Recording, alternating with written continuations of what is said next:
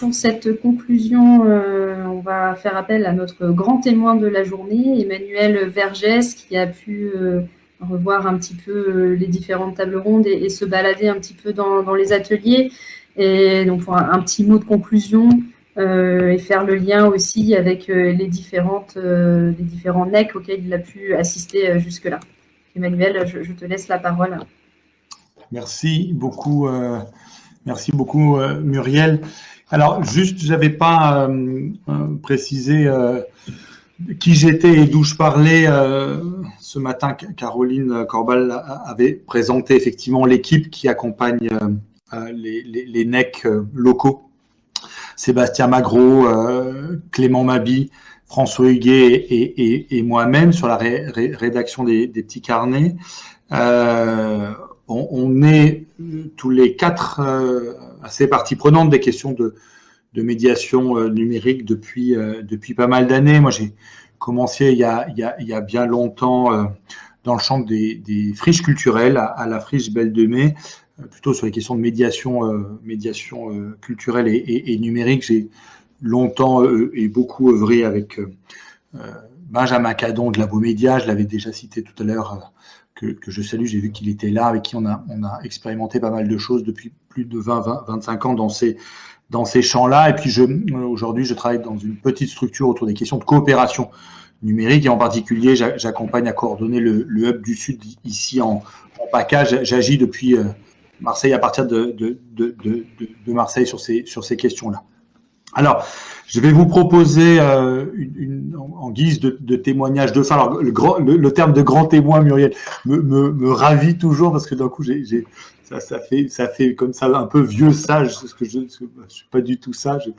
Juste vous partager un peu de ce que j'ai entendu et effectivement vu dans les différentes tables rondes et ateliers, et le mettre en perspective d'une réflexion qu'on partage avec Sébastien, Clément et François dans la rédaction des différents carnets, ce qu'on commence à voir émerger un peu comme commun.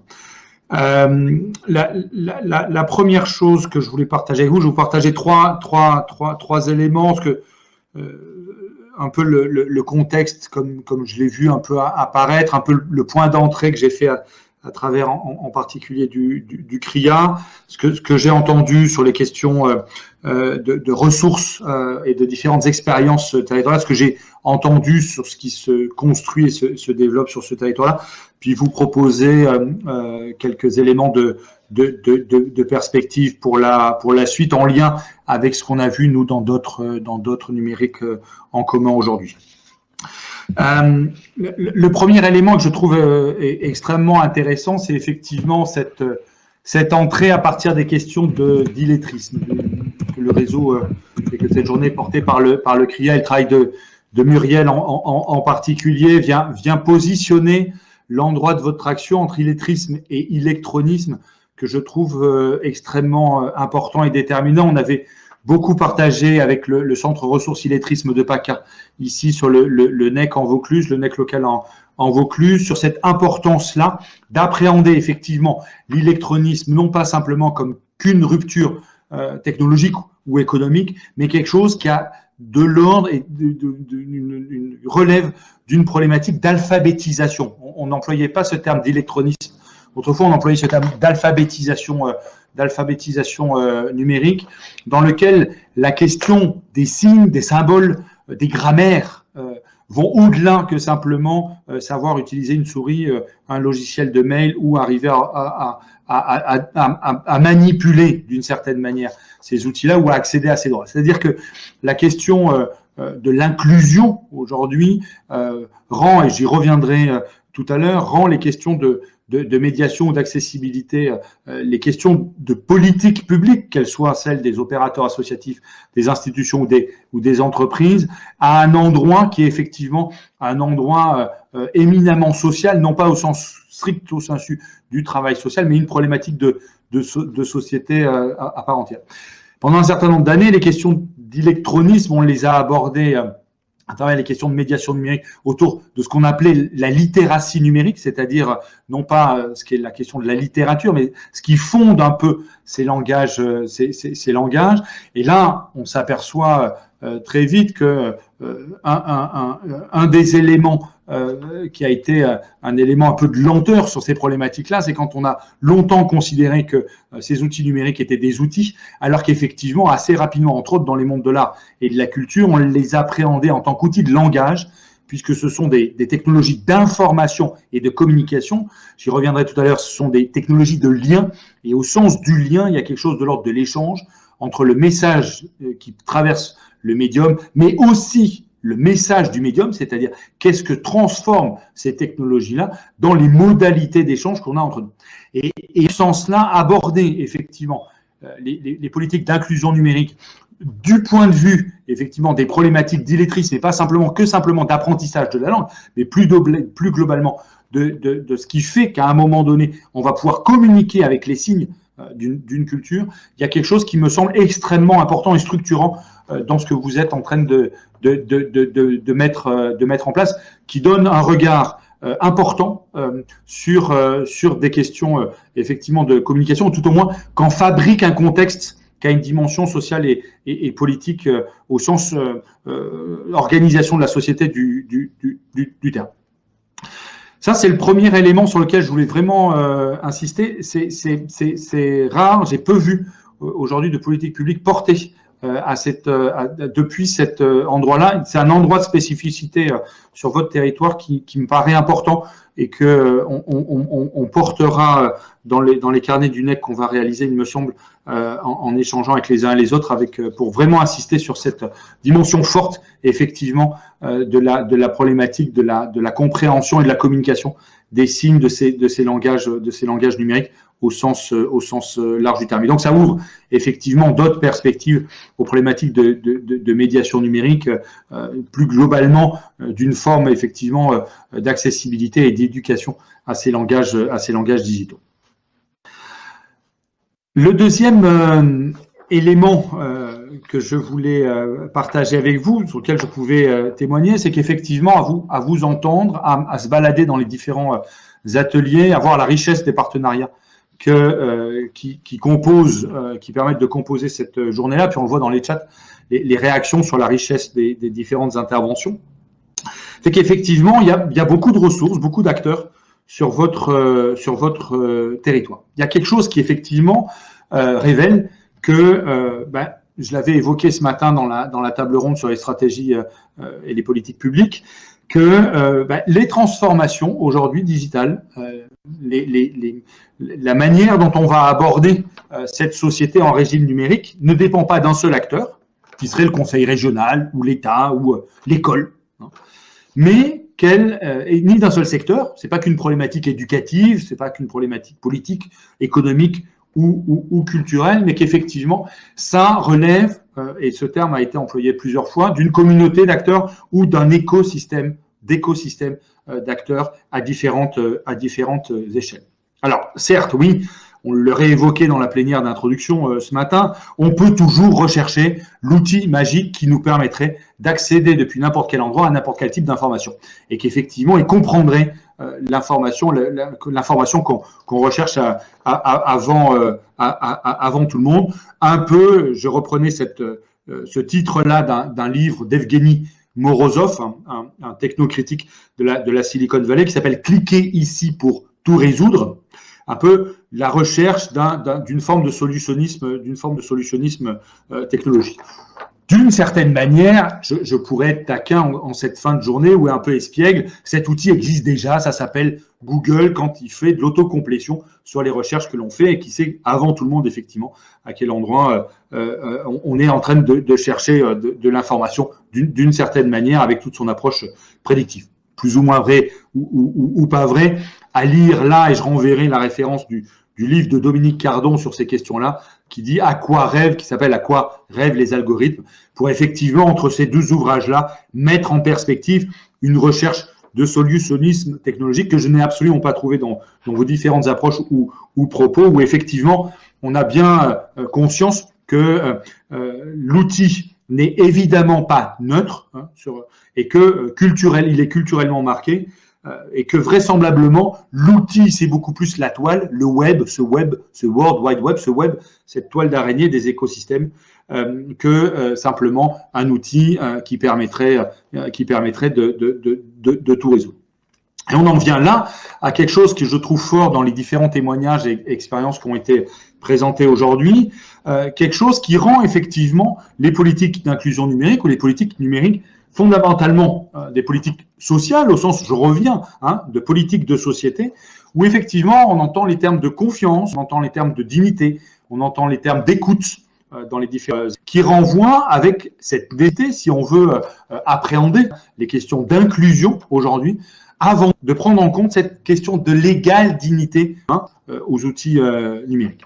Donc j'en étais effectivement, quand on est sur des projets de tiers-lieux, on rencontre des responsables, des agents d'accueil de bureaux municipaux de proximité qui disent plus il y a de dématérialisation, plus il y a de besoin d'humains.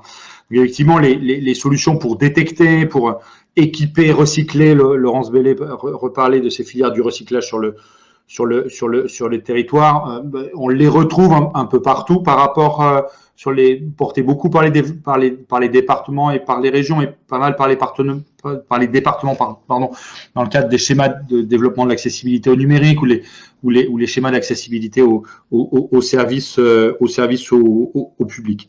Mais effectivement, je le réévoquais tout à l'heure, sont des politiques, par rapport au portage par le CRIA de ces dynamiques-là, des politiques qui ont une dimension sociale, un travail social fort et qui se retrouvent par un travail très important de proximité, de lien. Et d'une certaine manière, on s'aperçoit, et vous vous apercevez sur ce territoire-là aussi, que plus il y a d'acteurs, plus il y a de détection, plus il y a de capacité à être dans la proximité, plus à un moment donné, on va être dans une capacité d'accompagner véritablement les citoyens. Deuxième élément par rapport à ce contexte-là, puis je vais l'exemplifier, l'illustrer par ce que j'ai vu et entendu sur votre territoire, c'est qu'effectivement, ça construit aussi de nouvelles architectures de politique publique. Et on le voit sur ces territoires, vous innovez ensemble. On est d'une certaine manière dans un nouvel âge de la décentralisation où, parce qu'il y a une transformation culturelle forte des outils, des liens, des processus d'information et de communication, il y a aussi une transformation forte des organisations et qu'effectivement, on va arriver de plus en plus autour de politiques qui sont passées de la médiation à l'inclusion numérique dans les logiques d'accessibilité aux droits sur des politiques du lien et des politiques de la relation. Je vais y revenir. Alors, qu'est-ce que on voit sur ce territoire-là qui donnerait un peu comme des éléments, qui illustrerait un peu des éléments de ces politiques de la relation?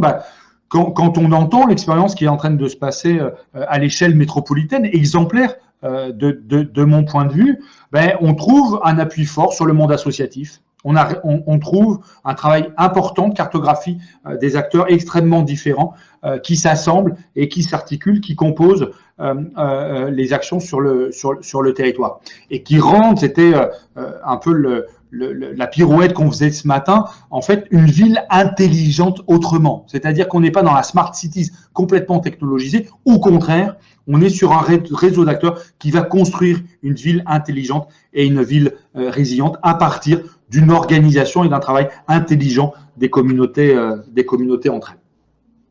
Deuxième élément pour illustrer ça, que l'on trouve sur votre territoire, c'est Laurence Bellet qui en parlait pour le département, cet enjeu de résorber les zones blanches des services publics et pas simplement au travers d'une accessibilité au réseau, c'est pas simplement en fibrant le territoire, hein, en fabriquant de l'aménagement technologique du territoire, mais véritablement en essayant d'identifier et de mobiliser l'ensemble des lieux. Alors on a parlé de presque une vingtaine de maisons du département, d'une centaine de bibliothèques, plus de 80 à 100 espaces publics numériques à l'échelle régionale, des CCAS et une multitude d'acteurs qui effectivement vont permettre d'être dans la plus grande proximité avec les usagers et les citoyens. Avec là un enjeu, troisième élément fort des forces et des ressources de votre territoire, cet enjeu de former les aidants Alors, on imagine sur le territoire métropolitain un réseau de bénévolat autour de cette fonction d'aidance. On appelle ça des réseaux de pairs aidances, PAIR aidance. Je reviendrai sur cette logique de l'organisation de pair à pair, mais aussi un accompagnement à la transformation digitale des différentes institutions pour développer les compétences d'un territoire. Ville intelligente, résorber les zones blanches, mailler le territoire le plus possible, former les aidants, constituer des réseaux de pairs aidances.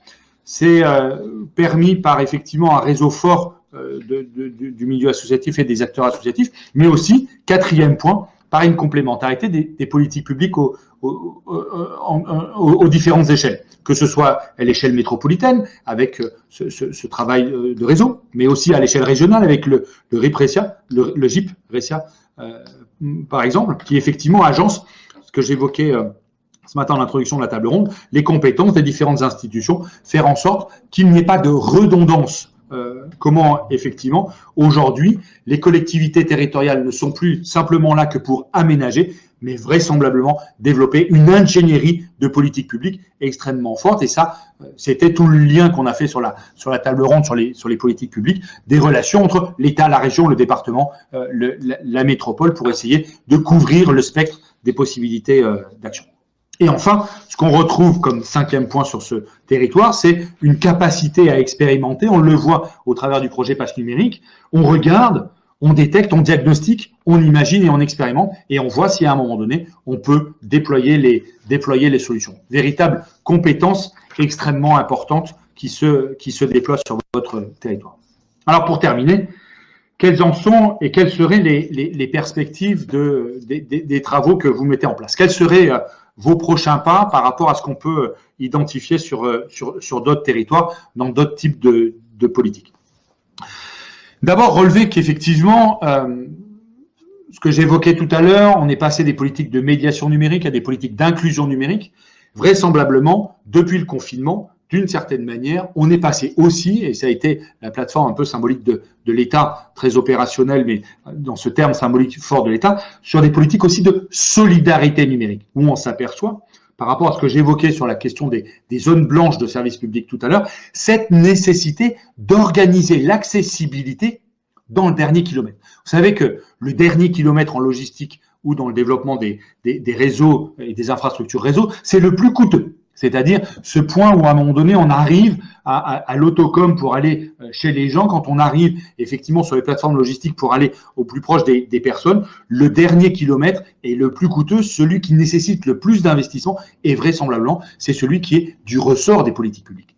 Et qu'effectivement, la solidarité numérique, elle relève d'une politique de solidarité dans le dernier kilomètre, l'organisation effectivement des liens dans le dernier kilomètre.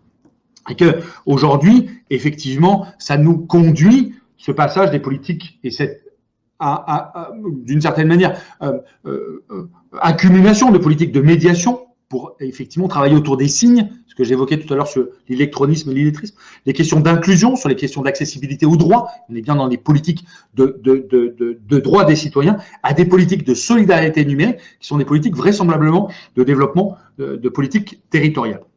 Et là-dedans, on a effectivement des politiques qui vont devenir de plus en plus des politiques de la relation et des politiques du lien, ou comment, depuis les premiers programmes d'action gouvernementale pour la société de l'information, il y a un peu plus de 25 ans, on en arrive aujourd'hui à des politiques de développement du lien dans les solidarités territoriales.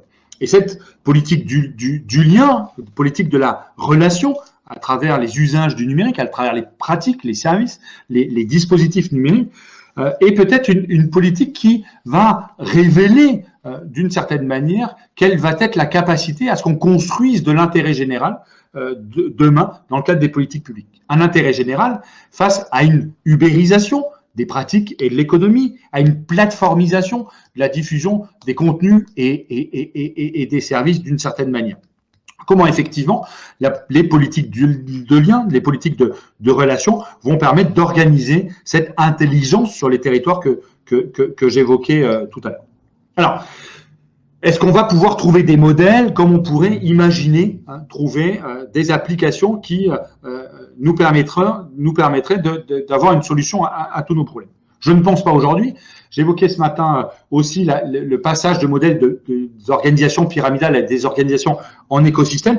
Ce qui est sûr, c'est qu'effectivement, il y a une reconfiguration de fond des intermédiaires publics et privés. Et vraisemblablement, la notion autour des communs, c'est-à-dire la capacité à ce qu'une communauté anime un objet commun, prenne soin d'un objet commun, que ce soit un jardin partagé, que ce soit un réseau de médiation numérique, un réseau de pairs aidance, que ce soit le développement d'un espace de co-apprentissage, etc., etc., renvoie effectivement à des questions de relations de pair à pair, où effectivement était relevé ce matin, on me posait la question de pourquoi avoir écrit que le commun, les communs sont peut-être effectivement vont peut-être nous amener à une abolition de la médiation. C'est qu'effectivement il y a une réorganisation vraisemblablement de fond des institutions par le développement de ces politiques de lien, de ces politiques de relations qui vont s'organiser différemment. On le voit très bien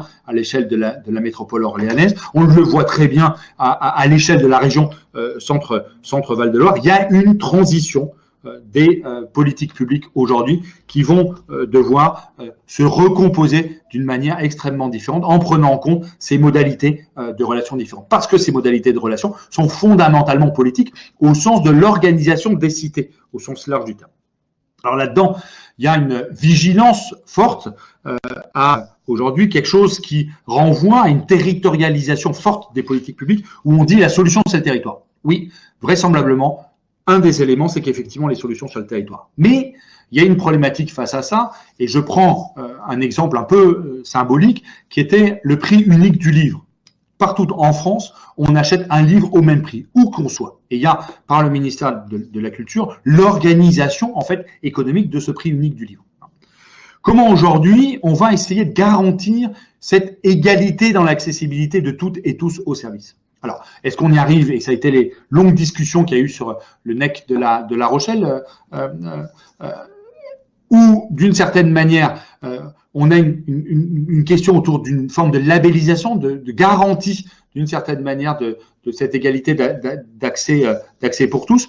Sur le territoire Orléans Métropole et sur ce territoire Centre-Val de Loire, vous avez une ossature riche, un terreau important pour aborder cette question d'une, certes, territorialisation, mais aussi de problématiques de gestion d'une égalité de tous et de tous dans cette question d'accessibilité. Alors, comment est-ce que demain, on va réussir à la traiter dans des approches d'écosystèmes, dans des approches qui vont être hyper territorialisées?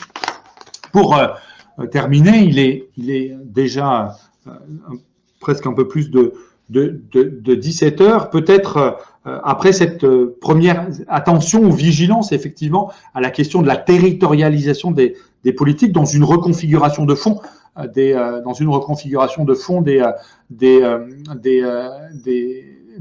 politiques publiques et des intermédiaires de territoire, c'est que peut-être il y a des choses qu'on a vues dans d'autres départements, d'autres territoires, des réflexions qui commencent à arriver et à avancer, que je vais vous partager de manière très très simple.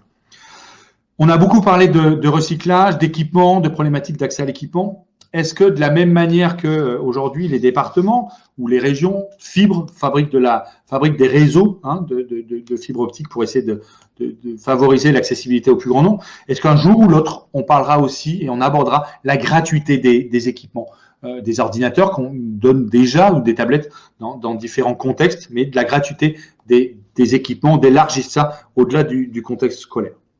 Est-ce qu'on va évoquer ce qui, tout à l'heure, dans les réseaux de pairs aidance et de bénévolat dans les danses numériques qu'on voit, entre autres, sur la Orléans Métropole, une contribution citoyenne forte aux gouvernances des politiques publiques, que ce soit dans Réseau, que ce soit dans le JPRECIA, que ce soit dans la conduite des différentes politiques publiques, à quel endroit on va pouvoir contribuer aussi, nous, citoyens, dans ces dispositifs-là. Le fait que le CRIA 45 vienne porter, en fait, l'organisation de ça, laisse à penser qu'effectivement, les gouvernances associatives et puis les gouvernances un peu plus larges, aussi citoyennes, vont prendre de l'ampleur vraisemblablement dans les années qui viennent. Et enfin, effectivement, on l'a vu avec Margot Abdel qui a présenté le plan de relance du gouvernement dans le cadre des problématiques d'inclusion numérique.